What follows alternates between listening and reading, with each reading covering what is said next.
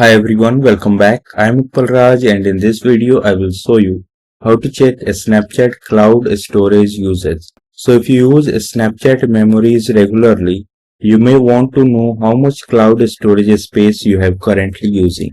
And Snapchat provides a storage section inside memories settings where you can quickly check this. Just open a Snapchat app on your device. Now click on the profile icon at top left corner of the screen and then click on settings icon at top right corner. Now scroll down and under additional services find memories option and click on it, and here at the top of the memories page you will find cloud storage section, and here Snapchat will show your current storage usage and available cloud storage within this section.